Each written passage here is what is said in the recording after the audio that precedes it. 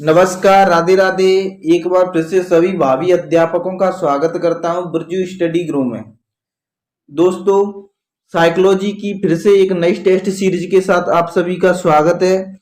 दोस्तों, ये सभी प्रश्न वो प्रश्न है जो प्रीवियस ईयर के आधार पर बनाए गए सभी की सभी प्रश्न है जो परीक्षा की दृष्टि से बहुत महत्वपूर्ण रहने वाले हैं। साथियों, आपने अभी तक मेरे चैनल को सब्सक्राइब नहीं किया है तो चैनल को सब्सक्राइब कर लेना, बेल आइकन को ऑन कर लेना और वीडियो को लाइक शेयर जरूर करना। साथियों, वीडियो को लाइक शेयर करने में कंजूसी मत करना। साथियों, दोस्तों, कमेंट करके बताना कि आपके कितने प्रश्न सही हुए हैं और कौन से क्वेश्चन में आपको डाउट है।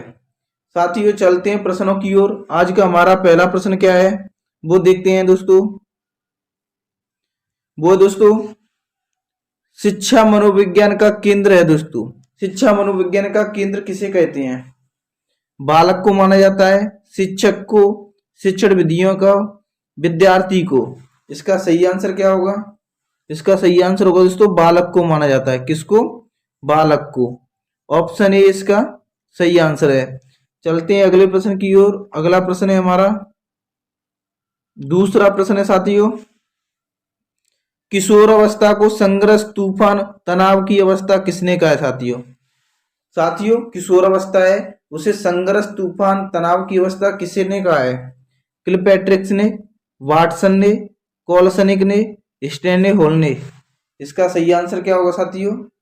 इसका सही आंसर होगा दोस्तों स्टेन ने, होल ने कहा है किशोर अवस्था कौन सी अवस्था? संघर्ष, तूफान, तनाव की अवस्था का है दोस्तों। ऑप्शन डी इसका सही आंसर है। चलते हैं अगले प्रश्न की ओर। अगला प्रश्न है हमारा तीसरा प्रश्न क्या है वो दोस्तों, एडोलसेंस पुस्तक के लेखक कौन है? साथियों, एडोलसेंस पुस्तक है उसके लेखक कौन है? हरलोक है, स्टेनले, हॉल है, फ्राइड है दोस्तों, एडलर है। इसका सही आंसर क्या होगा? इसका सही आंसर होगा दोस्तों स्टेनले, हॉल है वो एडोलसेंस पुस्तक के लेखक हैं साथियों। ऑप्शन बी इसका सही आंसर है साथियों। चलते हैं अगले प्रश्न की ओर। अगला प्रश्न है हमारा वो दोस्तों, जीन पियाजे के अनुसार संज्ञानात्मक विकास की तीसरी अवस्था कौन सी है? साथियों, तीसरी अवस्था पूछिए साथियों। ऑप्शन है औपचारिक सक्रियात्मक अवस्था, पूर्व सक्रियात्मक अवस्था, संवेदी संक्रियात्मक अवस्था, मूर्त संक्रियात्मक अवस्था। इसका सही आंसर क्या होगा साथियों? इसका सही आंसर होगा दोस्तों मूर्त सक्रियात्मक अवस्था है वो जीन पियाजे की कौन सी अवस्था है? तीसरी अवस्था मानी जाती है। ऑप्शन डी इसका सही आंसर है दोस्तों संवेदी गामक विकास की अवस्था है दोस्तों, संवेदी सक्रियात्मक विकास की अवस्था है वो कौन सी अवस्था मानी जाती है? पहली अवस्था मानी जाती है। पूर्व सक्रियात्मक अवस्था कौन सी मानी जाती है? दूसरी अवस्था मानी जाती है। और औपचारिक सक्रियात्मक अवस्था चौथी अवस्था मानी जाती है दोस्तों। और तीसरी अवस्था मानी जाती है मूर्त सक्रियात्मक विकास की अवस्था दोस्तों। ऑप्शन डी इसका सही आंसर है साथियों। चलते हैं अगले प्रश्न की ओर। अगला प्रश्न है हमारा पांचवा प्रश्न है वो है साथियों, पुरस्कार और दंड को अनुचित उपयोग अधिगम का बनता है दोस्तों। पुरस्कार और दंड का अनुचित उपयोग अधिगम को बनाता है, क्या बनाता है? प्रभावपूर्ण बनाता है, अधिगम उपयोगी बनाता है, प्रभावहीन बनाता है, कुछ नहीं कह सकते साथियों। इसका सही आंसर क्या होगा साथियों? इसका सही आंसर होगा दोस्तों प्रभावहीन बनाता है। क्या बनाता है? प्रभावहीन। ऑप्शन सी इसका सही आंसर है। चलते हैं अगले प्रश्न की ओर। अगला प्रश्न है हमारा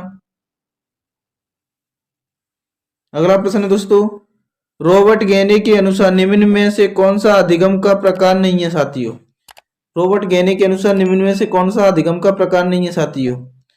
अंतर्दृष्टि अधिगम, सांकेतिक अधिगम, श्रृंखला अधिगम, शाब्दिक अधिगम। इसका सही आंसर क्या होगा? इसका सही आंसर क्या होगा साथियों? वो होगा दोस्तों अंतर्दृष्टि का अधिगम है। दो रॉबर्ट गेने के अनुसार अधिगम का प्रकार नहीं है दोस्तों। ऑप्शन ए इसका सही आंसर दोस्तों रॉबर्ट गेने ने अधिगम के कितने प्रकार बताए दोस्तों? 8 प्रकार बताए दोस्तों। रॉबर्ट गेने की पुस्तक है कंडीशनर ऑफ लर्निंग में अधिगम के कितने प्रकार बताए थे? 8 प्रकार बताए थे दोस्तों। चलते हैं अगले प्रश्न की ओर। अगला प्रश्न है हमारा सातवां प्रश्न है, शास्त्रीय अनुबंधन सिद्धांत के जनक कौन है? शास्त्रीय अनुबंधन सिद्धांत के जनक कौन है साथियों? Thorndike, Skinner, Bandura, Pavlov. इसका सही आंसर क्या होगा साथियों? इसका सही आंसर होगा दोस्तों, वो कौन है? पावलव है, वो शास्त्रीय अनुबंधन सिद्धांत के जनक है साथियों। ऑप्शन डी इसका सही आंसर है। चलते हैं अगले प्रश्न की ओर। अगला प्रश्न है हमारा वो दोस्तों, मैकडूगल के अनुसार मूल प्रवृत्तियां होती हैं दोस्तों।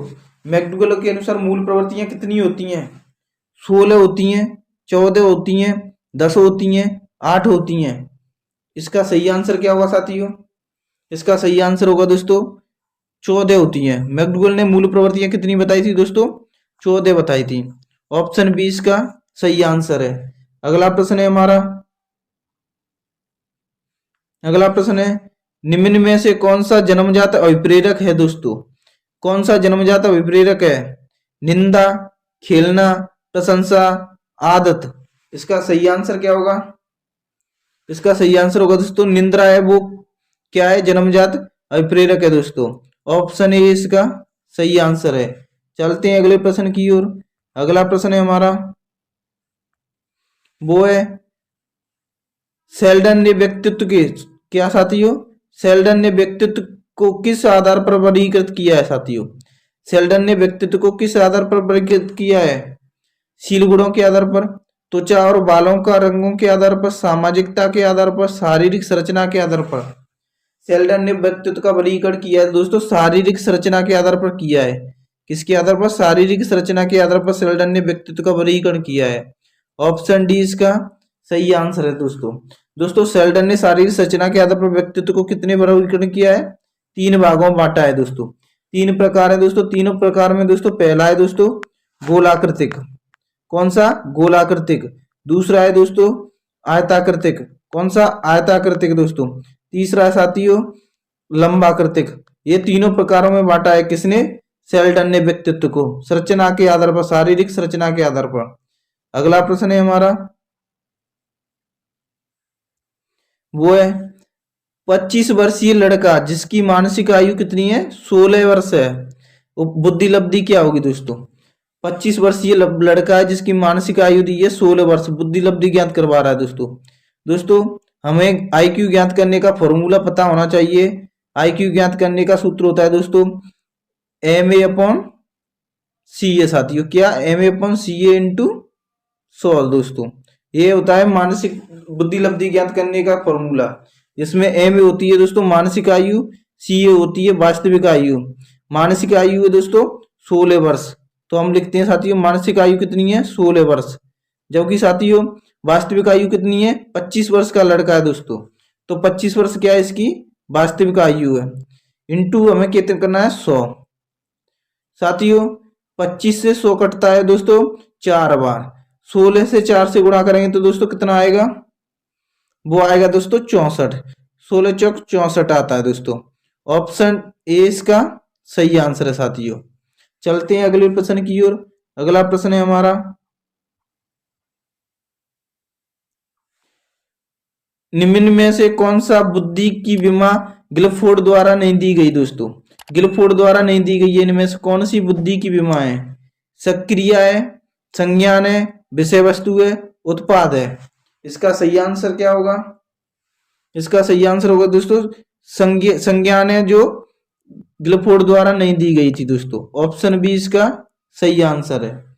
चलते हैं अगले प्रश्न की ओर। अगला प्रश्न है हमारा एक व्यक्ति में एक ही समय में 2 विपरीत इच्छाओं का होना क्या कहलाता है? एक व्यक्ति है, उसमें एक ही समय में 2 विपरीत इच्छा उत्पन्न होती हैं, उसे क्या कहते हैं? द्वंद्व कहते हैं, कुंठा कहते हैं, चिंता कहते हैं, दबाव कहते हैं। इसका सही आंसर क्या होगा दोस्तों? इसका सही आंसर होगा वो है द्वंद्व कहते हैं। क्या कहते हैं? द्वंद्व। ऑप्शन ए इसका सही आंसर है। विपरीत इच्छाओं का होना क्या है? द्वंद्व है। जबकि दोस्तों कुंठा क्या है? कुंठा को समझना तो साथियों हम इस प्रकार समझ सकते हैं कि कक्षा 9 में 4 बार फेल होने के बाद कोई बालक पढ़ना भी बंद कर दे या पढ़ाई छोड़ दे, उसे क्या कहते हैं दोस्तों? कुंठा कहते हैं। चलते हैं अगले प्रश्न की ओर। अगला प्रश्न है हमारा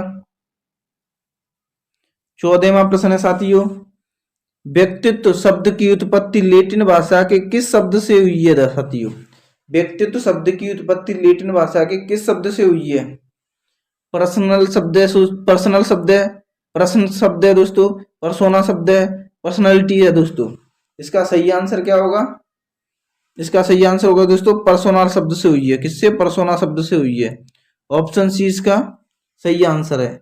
चलते हैं अगले प्रश्न की ओर। हमारा 15वां प्रश्न क्या साथियों? कोहलर ने अपने अधिगम संबंधी प्रयोग किया दोस्तों।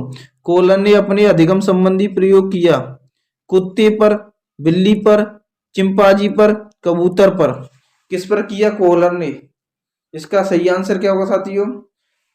दोस्तों सुल्तान नामक चिंपांजी पर किया था साथियों। किस पर? सुल्तान नामक चिंपांजी पर। ऑप्शन सी इसका सही आंसर है। कुत्ते पर किसने किया साथियों? कुत्ते पर पावलोव ने किया दोस्तों। किसने? पावलोव ने कुत्ते पर प्रयोग किया साथियों। और दोस्तों बिल्ली पर किसने प्रयोग किया था? बिल्ली पर दोस्तों थॉर्नडाइक ने किया था दोस्तों। किसने? थॉर्नडाइक ने बिल्ली पर प्रयोग किया था। और कबूतर पर दोस्तों किसने किया था? वो है स्किनर। स्किनर ने किस पर? कबूतर पर प्रयोग किया था साथियों। दोस्तों वीडियो कैसी लगी कमेंट करके बताना। वीडियो को लाइक शेयर जरूर करना साथियों। कमेंट में बताना कि आपने कितने प्रश्नों का सही उत्तर दिया है। मिलते हैं अगली वीडियो में, तब तक के लिए जय हिंद जय भारत।